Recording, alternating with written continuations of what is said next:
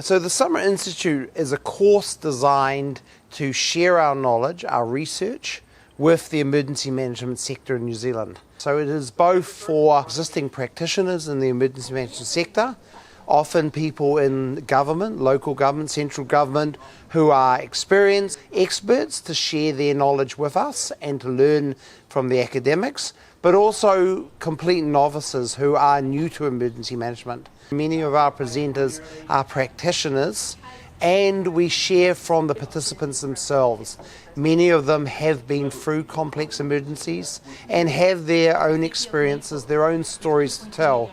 So we blend both theoretical learning and practical experience into the one-week course.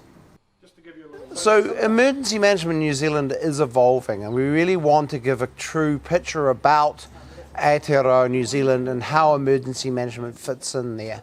So we give prominence to understanding the indigenous cultures in New Zealand, the role of Māori and iwi in emergency management. Where you're from, whatever culture you're from, there's always that X factor. So one of our days is called Classroom in the Coach, and it's really where we take people out into the real world in Wellington. We look at both the humanscape, the people in our city, our environment, as well as the natural setting, the hazards we face.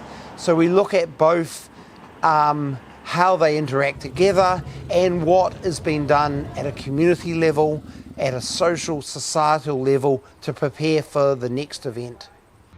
So here we've just arrived at Wellington Hospital. We're going to look at base isolation and the structures put in place to mitigate earthquake hazards. And then we're into Island Bay, where we're looking at some community education and looking out at the subduction zone in the distance that will bring tsunami risk to us.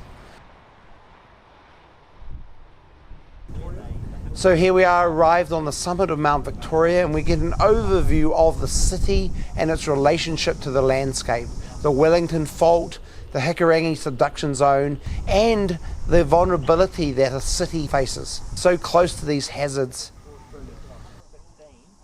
Here we are driving down the Hutt Road, and this is where the Wellington Fault cuts right through the urban area. So you can see the displacement, the uneven level of the road, where the Wellington Fault is marked in the topography. And here the tsunami blue line, this is the line to which we need people to get across should they feel a long, strong earthquake. This is to help people understand where they are and how far they need to get to safety. So the Wellington Fault was known to exist when the subdivision was built, and the Wellington Fault goes through the middle of the road, and there's two lanes, a dual carriageway, to separate the houses from the fault. Here we are looking at the Wellington reservoirs, which sit right beside the Wellington Fault, and they show the vulnerability of our water supply and our lifelines to future earthquakes.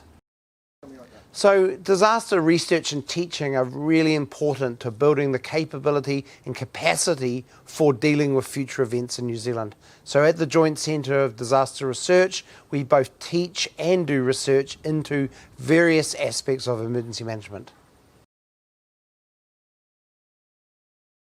The room behind, frontwards.